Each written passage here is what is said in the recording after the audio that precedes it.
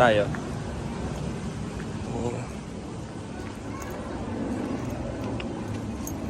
Ganda ng halaman sa loob.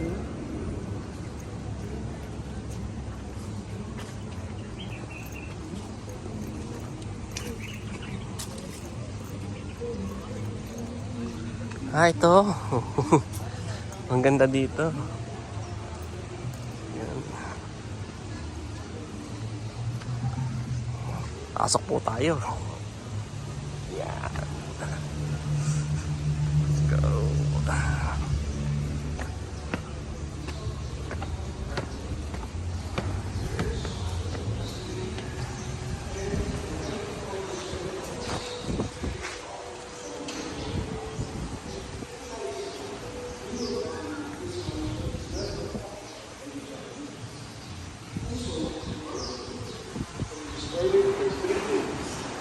Leaving behind what you see today, the entire skeletal frame of the mansion. Lord Mayan would never return to the mansion. 6 years later, in 1948, he died. The remains of Lord Mariano and Maria are interred at the San Nicolas Florentino Parish Church in Talisay City.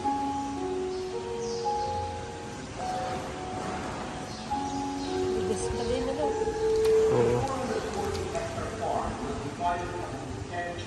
Don Mariano and Maria. The area where the mansion stands went to their daughter Mercedes. Mercedes married Manuel Abellan, and they had 12 children. Don Mariano's ownership of the mansion was passed on by lottery to my grandmother Mercedes, and then again by lottery to my father Ramon in 1990. In 2005, Raymond Abellan, one of the great-grandsons of Don Mariano Lacson and Maria Brown, took over the running of the property. With foresight, Raymond began to develop the gardens surrounding the mansion, turned on the original fountain, and welcomed visitors to the ruins.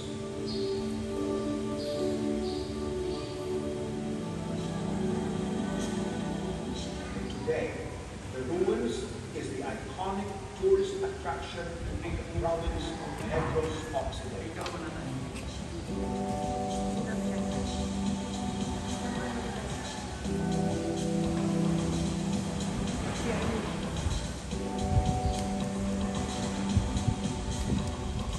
It has been featured in national and international media, and a popular blog site has chosen it as one of the 12 most fascinating ruins of the world. Over 100,000 people, both local and foreign tourists, visit the ruins annually, making this attraction one of the most popular images on social media.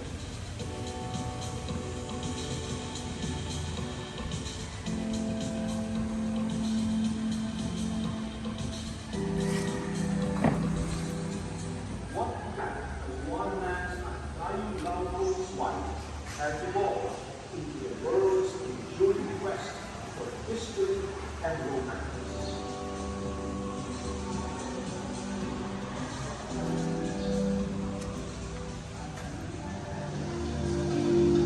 The ruins has gained a reputation as a unique event venue.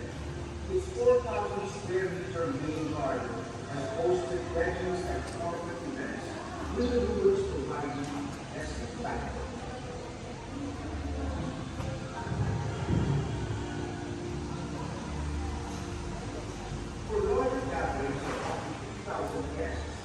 Adjacent to the ruins is a Marabara garden, 10,000 square meters all long with a foot park and a stage that faces the sunset. Our guests and leaders, a 4,000 square meter parking lot with a capacity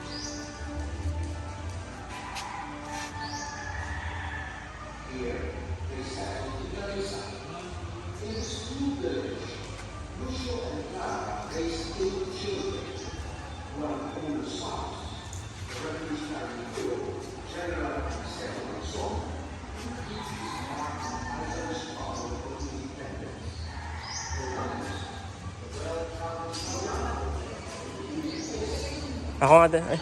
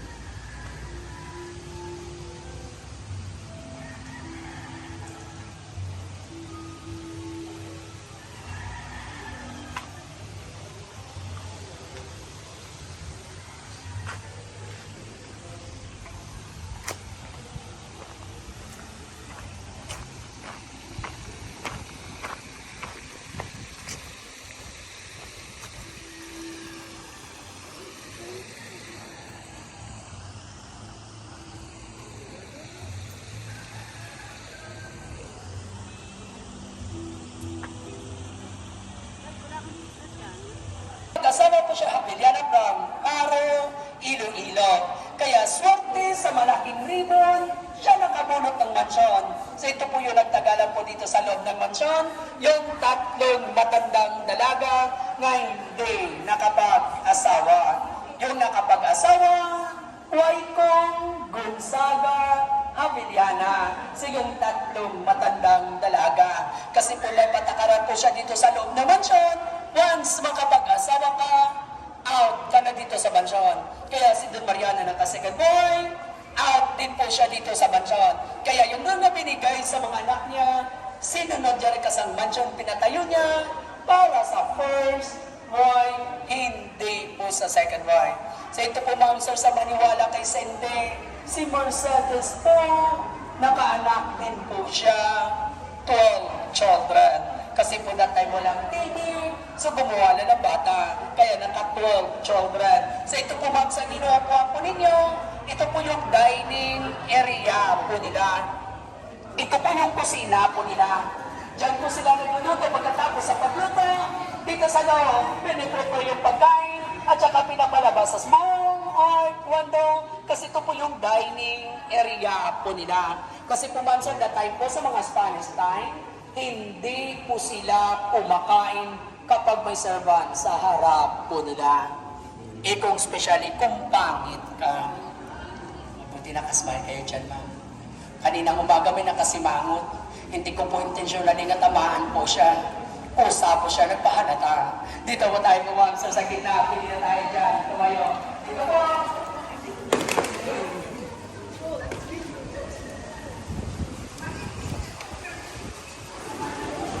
So ito po ma'am, sa taas po, yung dami na lang sa kabila po yung master's bedroom. So ito po yung living room. Ito po yung mga kwarto po ng mga lalaki. Sa itaas naman po yung mga babae. So naka-wooden course po tayo. Yung saiga naka-level po dito sa semento. Lahat po ng mga wood na sunog na tiles is original tiles from Spain pa po yung mga tiles nila. So ito po ma'am sa yung tinatawag na machuca tiles. So ito po ma'am sa yung pinaka-main entrance, side entrance. So lahat po ng mga anak dito Mariano, hindi po dumadaan sa main entrance. Dito po sila dumadaan sa side entrance kasi po yung main entrance para sa mga bisita. Kaya tatanungin ko kayo pagdating nyo kanina saan kayo dumaan? Sa side, sa mga anak po kayo. Kung sa main, mga bisita po kayo. Kung sa likod, mga katulong po kayo. So dito po tayo pumangon sa side po.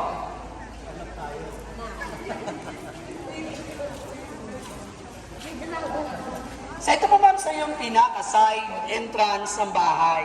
So ito po yung hagdan paakyat, ito rin yung hagdan pababa kasi isa lang po yan eh. At saka po dito po natin makikita yung tinatawag ko lang na small room, upstairs na tinatawag na double badari. So every 5:30 in the afternoon, dyan po sila nagtitipon. Dapat titignan po nila yung sunset at saka ang view po ng dagat. Diyan po palagi si Don Mariano nakatayo at saka sasabihin sa mga anak niya, hanggang sa maabot ng aking paningin, yan pong lupa ko. Kung balikan po natin ganyang panahonan, kung yun pala magkuha ng property, siguro swerte ng mga duling, kay doble-doble ang paningin. Malas na sa mga bulag, walas kami makita. Kasi po ma'am, sir, that time po sa Filipino history po natin, ituturo mo lang sa iyo na yan. Papatakmin mong kabayo at sa maabot ninyong kabayo, lupa mo. So bago ko lang po na-realize at bago ko lang po nalaman na mahirap lang po kami. Kasi po pinatakbo ng lulo ko, camping kaya wala kaming lupa. Kasi po yung kambing na pinatakbo niya, bumalik pa. Kasi po nakatali po sa sanggang, dyan na lang po kami. Dito po tayo pumasok sa middle class.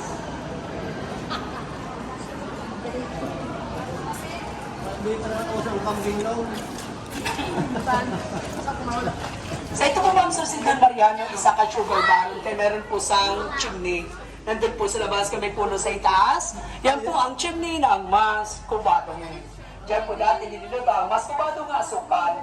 Yan po yung tinatawag na aso karera. Aso karera di mama, aso karera di papa, sugar mommy, sugar daddy. Sa Spanish word yung po tinatawag ang makina di vapor di porno ekonomiko. O parang din na tayo mahirapan na mag-isip niyan, aso karera pa rin yan.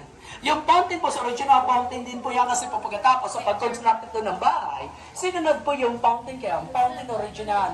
So meron po kaming inay sa mga fountain basag-basag kasi po pagkatapos sa pagsunog, abandon po siya, 6 to 7 years, ginawa to ng mga squatter to CR, binaboy po itong lugar. Isa sa apo ni Don Mariano, sa Mr. Raymond Avillana, isa great grandson, siya po naka-isip siya, naka-idea na gawing isang tourist spot. Kaya 16 years na po kami open sa public, so nakuha na rin po namin yung 10 award. So ito po ma'am, sir, kaya tinawag din po kami Datan, Shumahal of Negros, dahil hindi na po siya sa kagandahan. Tapos yung long story nilang dalawa, nga naka-ukit sa buong mansion. Sa pagtingin po natin ma'am, sir, ano nga mga letter? E-M. Supposedly hindi po siya letter E, so thanks po Mariana at Maria, first job. So pinatayo yung dalawang M, pinagharap po silang dalawa. Kung pwede natin mabaliktad, nagbukang McDonald na po yan, kaya pinatayo. Yan po ma'am sir, lahat po ng mga story ng mga lakson. So thank you for coming. Enjoy lang tayo sa pag-ikot, enjoy lang tayo sa pagkuha ng picture ko, walang sasama. Mas maganda magkuha ng picture ko, wala na rin kayo kasi importante yung background, hindi kayo. So ito po ma'am sir, ina-invite ko rin po kayo pumasok po sa coffee shop at saka sa restaurant.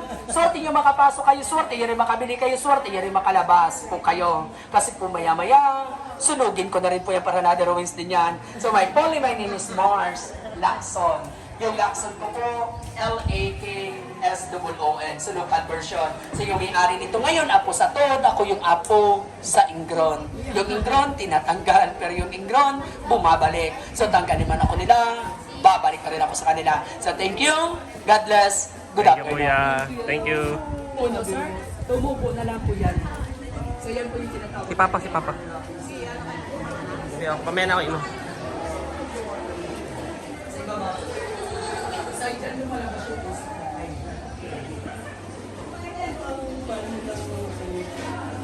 Once,